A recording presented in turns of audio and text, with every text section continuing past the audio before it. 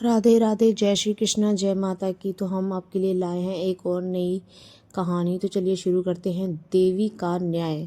हिमालय की गोद में बसा एक छोटा सा गांव था, शांत, सुंदर और हरियाली से भरा।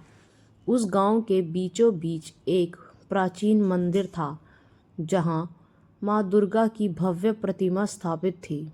लोग मानते थे कि वहां स्वयं दुर्गा विराजमान है और सच्चे मन से पुकारने वालों की रक्षा करती हैं।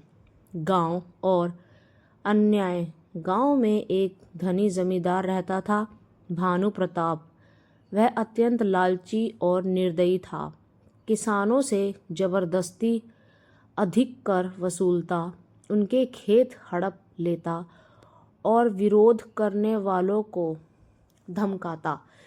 गांव के लोग डर के मारे चुप रहते, पर भीतर ही भीतर दुखी थे। उसी गांव में गौरी नाम की एक विधवा महिला रहती थी। उसका एक छोटा सा खेत था, जिससे वह अपने बेटे मोहन का पालन पोषण करती थी। इस वर्ष फसल अच्छी हुई थी, पर भानु प्रताप की नज़र उस खेत पर पड़ गई।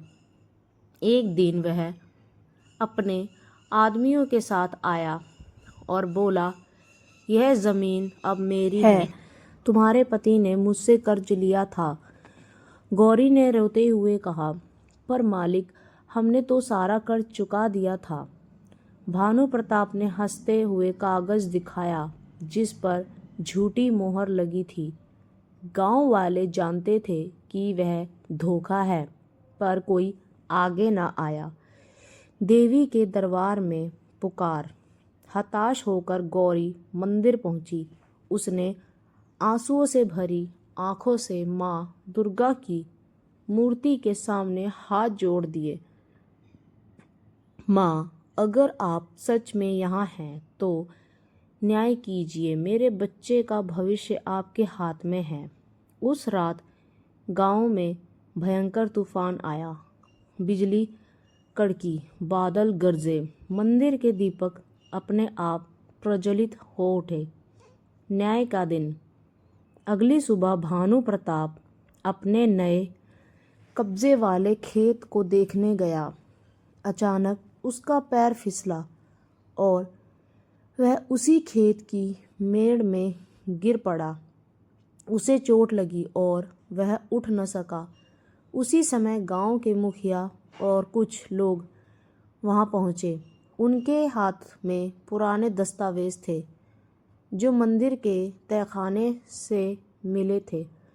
उन कागजों में साफ लिखा था कि गौरी के पति ने कभी कोई कर्ज नहीं लिया था।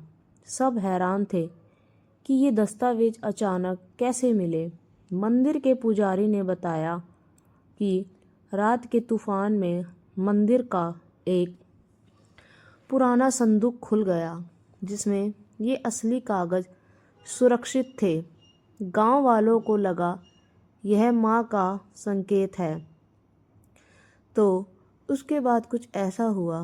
भानु प्रताप को अपनी गलती का एहसास हुआ। वह रो पड़ा और बोला, मैंने लालच में आकर बहुत अन्याय किया, मुझे क्षमा कर दीजिए। अंत में सत्य की जीत हुई। गांव की पंचायत ने फैसला सुनाया। भानु प्रताप अपनी सारी झूठी वसूली वापस करेगा और गरीबों से माफ़ी मांगेगा। और उसने ऐसा ही किया। गौरी को उसका खेत वापस मिला। गांव में फिर से शांति लौट आई। उस दिन से लोग और अधिक श्रद्धा से माँ दुर्गा की पूजा करने लगे। सबको विश्वास हो गया कि देर भले हो, पर देवी का न्याय अवश्य होता है। इस कहानी से हमें क्या सीख मिलती है, आइए जानते हैं। अन्याय चाहे कितना भी बड़ा क्यों न हो, सच्चाई और आस्था की शक्ति के आगे टिक नहीं सकता। और जहाँ विश्वास और सत्य हो, वहाँ देवी का आशीर्वाद अवश्य मिलता है। तो यह थी हमारी आज की कहानी। अगर आपको यह थोड़ी सी भी अच्छी लगी हो तो चैनल को सब्सक्राइब, वीडियो को लाइक शेयर ज़रूर करें। मिलते हैं अगली एक और नई वीडियो में। तब तक के लिए राधे राधे, जय श्री कृष्ण, जय माता की।